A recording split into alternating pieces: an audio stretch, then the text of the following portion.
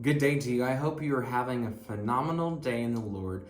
And I hope these resources have been so helpful to you. We are putting them together not just for us to talk to you about Scripture, but for you to also take next steps in following Jesus daily. Today is January the 24th, and you'll be reading out of Genesis chapter 41 and 42, as well as Mark chapter 16. If you remember from last week when Adam was talking about, we are now in the life of Joseph in the book of Genesis. We've walked through Abraham and Isaac and Jacob has these 12 sons. One of them is named Joseph. His brothers don't like him. They sell him into slavery and he goes into Egypt. And we ended last week with Joseph in prison. That's where you should have ended your reading. Joseph's in prison. He's kind of at the lowest point of his life, and he's wondering this question: has God forgotten me? I don't know about you, but there have been moments in my life where I feel just like Joseph. God, where are you? Have you forgotten me?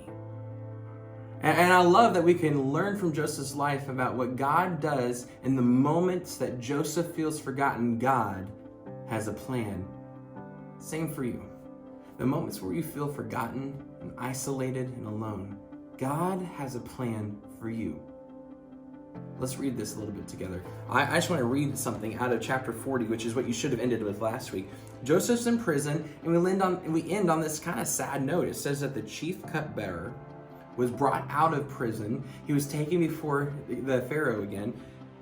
The chief cupbearer, however, did not remember Joseph. He forgot him. And then he goes on to say in chapter 41, which you'll read today, when 2 full years had passed, Pharaoh had a dream. Joseph did this really cool interpreting of dreams for the cupbearer, for the baker, and they all came true. And Joseph ended chapter 40 saying, don't forget me. Tell Pharaoh about what I can do. Get me out of here. Cupbearer said, don't worry, I won't forget you. And then left him there for 2 years to rot in prison. And then Pharaoh has some really weird dreams. I'm not going to get into them, but you can read them for yourself. But basically, God is warning him that you're going to have 7 good years, and then you're going to have 7 bad years. You're going to have 7 years of fruitful labor for your work, and the 7 years are going to make you forget even the good times. And nobody can interpret these dreams. And he's trying to figure out what do I do with these dreams? And the cupbearer, after 2 years, finally remembers, oh yeah, I know a guy named Joseph. He's in your prison. He can do this.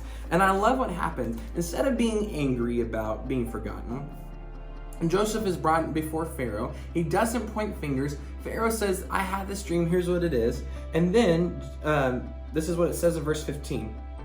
Pharaoh said to Joseph, I have had a dream and no one can interpret it, but I heard it said that you can, when you hear a dream, you can interpret it. And again, Joseph could have pointed fingers. He could have been like, I could have told you that a couple of years ago. This cupbearer forgot about me. He didn't do that. Instead, after being in his lowest moment ever, being forgotten about, instead, Joseph says this: I cannot do it. Man, if you're the cupbearer at this point, you put your neck on the line to get this guy out of prison, to tell Pharaoh about his dreams, and Joseph goes before him and says, I can't do it. That would have been terrifying. But it doesn't end there. It says this: I can't do it, Joseph replied to Pharaoh, but God will give Pharaoh the answer he desires. And then Joseph tells him about the dreams, and Pharaoh is so awestruck about what's happening that he elevates Joseph from his low position of being a prisoner to being second in command of all of Egypt. The Egyptian empire, the only person higher than Joseph was Pharaoh. And it's a really cool, redeeming story. And then God raised Joseph up, and he ends up saving his people. He ends up saving his family. We'll read about that later, but I love this moment because Joseph thought God had forgotten him and abandoned him. But God's plan for Joseph wasn't done yet.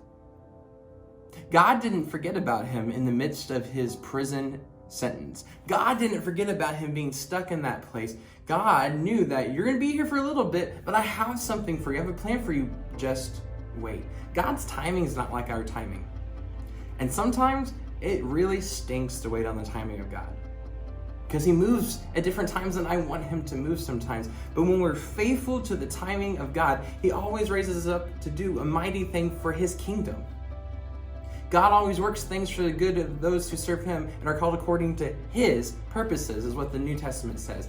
God has never abandoned you. He's never forsaken you, and you can take that to the bank. You're not alone. Maybe you find yourself today, you're reading through this and you feel a lot like Joseph at the beginning of this chapter. Everyone around you is being elevated. Things are going awesome, but you feel forgotten. You're not. God is with you. He says he'll never leave you nor forsake you. God has gifted you specifically for his kingdom and his plans and his purposes, and he has something amazing in store for you. You just have to learn to wait. I don't know what the future holds for you, but I do know God made you. There's no one like you. And he has a purpose and a plan for your life that only you can accomplish for his kingdom. So don't let the enemy deceive you. Don't let the enemy get into your head and make you feel obsolete and not needed. Stand up, live for Jesus right where you're at, in good times and in bad. In times of feeling isolated alone, to times of being in community and gathered together, wherever you are, use your moments for Jesus well and wait on the Lord. I cannot wait to jump into this next couple chapters with you tomorrow. Until I see you again, church, you are sent.